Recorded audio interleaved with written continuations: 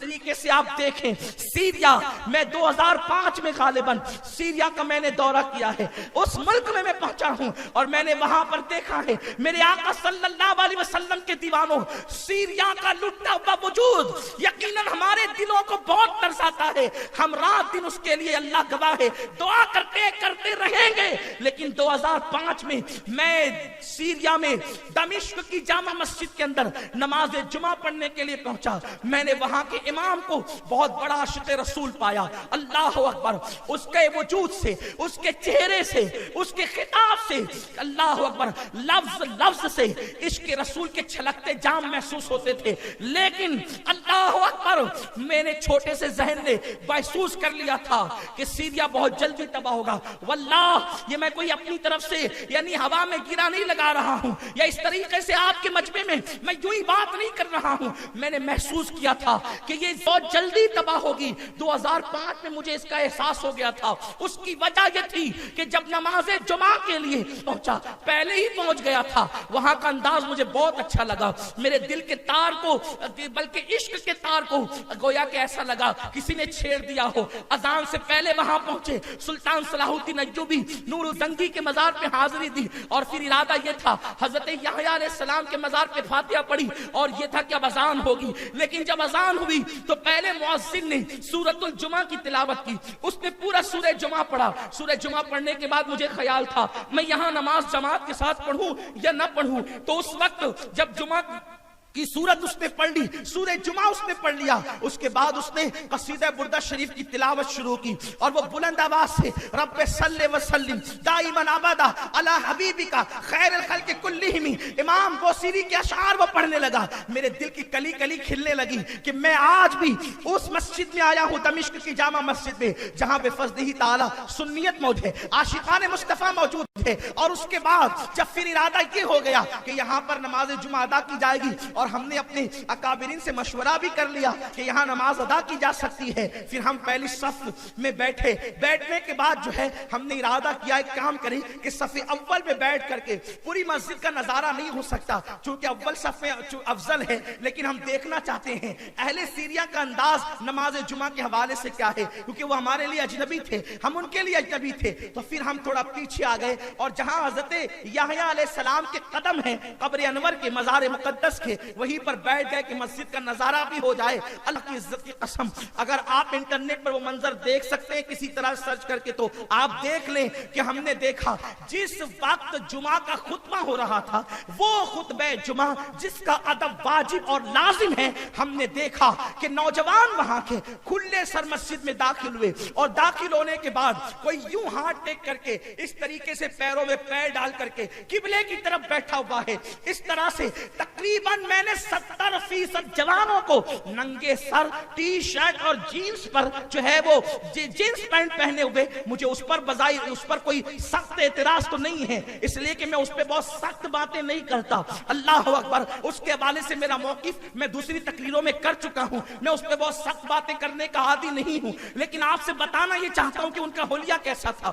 Jeans پر T shirt پر وہ موجود تھے، نہ سر ان کا ننگا تھا، اتنی آستینیں تھی، اور خطبہ وہ اس طریقے سے سن رہے تھے، اور سن کیا رہے تھے بلکہ ہاتھ ٹیک کر وہ آپس میں باتیں کر رہے تھے۔ اللہ اکبر، اللہ کے رسول صلی اللہ علیہ وآلہ وسلم نے خطبہ سننا لازم قرار دیا ہے، خطبے کے وقت چپ رہنے کا حکم دیا ہے۔ اس وقت رحم کا ارشاد ہوا ہے کہ جو خاموشی سے خطبہ سنے گا اللہ اس پر رحم کرے گا۔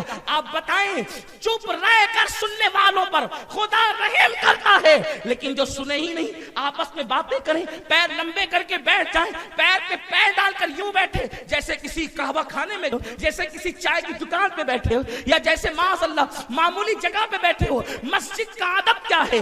اللہ اکبر، ایک مرتبہ حضرت سیدنا داؤد طائی رحمت اللہ تعالی علیہ نے مسجد میں پیر لمبے کر دیے، آواز آئی داؤد۔ اللہ کے گھر میں بیٹھنے کا یہی ادب ہے، بادشاہوں کے دربار کا یہی ادب ہے۔ اس وقت سے جو پیر سمیٹے تو اس وقت آپ کے پیر پھیلائے گئے، جب وصال کے بعد غسل دے دینے کے لیے عورت کو غسان نے جو ہے تختے پر لٹایا. آپ غور کریں بزرگوں کے ادب کا یہ عالم تھا. آپ کا اندازہ فرمائیں تو ہم نے اس انداز سے دیکھا خطبے پہ ان کی کوئی توجہ نہیں, جبکہ امام کے خلوص والے ایک ایک لفظ سے عشق مصطفیٰ کے چشمے پھوٹ رہے تھے, عشق مصطفیٰ کے سوتے پھوٹ رہے تھے. ہماری آنکھیں اشکبار ہو رہی تھی. خدا جانے اتفاق سے وہ دن کیسا تھا. اللہ اکبر, ان کا عنوان عشق مصطفیٰ صلی اللہ علیہ وسلم تھا, اور اس سرزمین پر جو ابدال کے حوالے سے رسول پاک نے بشارت دی تھی اس کے متعلق وہ حدیثیں پیش کر رہے تھے میرے آقا علیہ السلام کے دیوانوں. مگر ہم نے دیکھا انہوں نے کوئی توجہ نہیں کی جسے عوام کہتے ہیں. اور جب خطبہ ہو گیا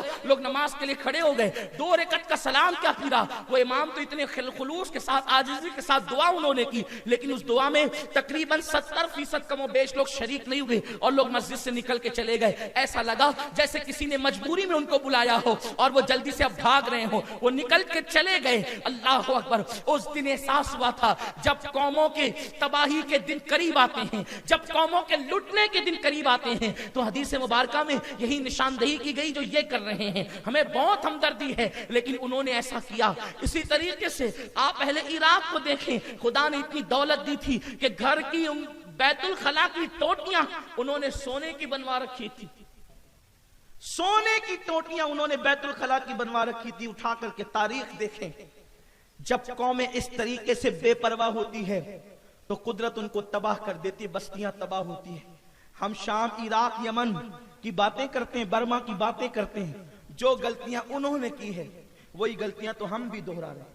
ہم ان سے کوئی مختلف کام نہیں کر رہے ہیں, ہمارا کام ان سے کوئی مختلف نہیں ہے, بلکہ اگر میں یہ کہوں کہ شاید ہم ان سے 2 قدم آگے. علماء ہمیشہ بولتے رہے, اہل علم ہمیشہ پکارتے رہے, مصلحین ہمیشہ چیختے رہے, قوموں کو آگاہ کرتے رہے, لیکن قوم بیدار کب ہوتی ہے؟ پہلے تو لوگ سننے آتے ہی نہیں. اللہ آپ جیسے لوگوں کو توفیق دیتا ہے, اللہ آپ سب کو سلامت رکھے کہ آپ سننے کے لیے آتے ہیں. تو اکثر لوگوں کا مزاج یہ ہوتا ہے کہ چلو سن لیں گے, دیکھ لیں گے, ملاقات کر لیں گے, لیکن عمل کا جذبہ کتنے لوگوں میں ہے؟ میں نے اس سے پہلے بھی کسی محفل میں کہا تھا کہ نصیحت کی محفلوں کو نصیحت کی محفل رکھو. لوگوں نے اب نصیحت کی محفلوں کو بھی شب غزل کا نام دے دیا. محفل غزل کا نام لوگ سمجھتے ہیں کہ ہم غزل کی محفلوں میں جا رہے ہیں. سبحان اللہ, واہ واہ کہہ دیا اور ذمہ داری ختم ہو گئی. تقریر کتنی اچھی تھی, اور تقریر کتنی اچھی تھی. اس سند لینے کے لیے تمہیں نہیں بلایا گیا کہ تم خطیب کو اچھا خطیب ہونے کی سند دو, بلکہ نصیحت کے لیے اس لیے بلایا گیا ہے کہ تم اپنی زندگیوں میں تبدیلی پیدا کرو, اپنی زندگیوں میں انقلاب پیدا کرو, اپنی زندگی کو بدلنے کی کوشش کرو. اس لیے کہ جب انسان اپنی زندگی کو نہیں بدلتا, میرے قائد کا قول ہے کہ جب کسی قوم کو ناسے کی نصیحت اثر نہیں کرتی, جب کسی قوم کو خطیب کی تقریر نہیں بدلتی, تو پھر اس قوم کو عذاب الہی بدلتا ہے, اللہ کا عذاب بدلتا ہے. میرے پیارے آقا صلی اللہ علیہ وسلم کے دیوانوں,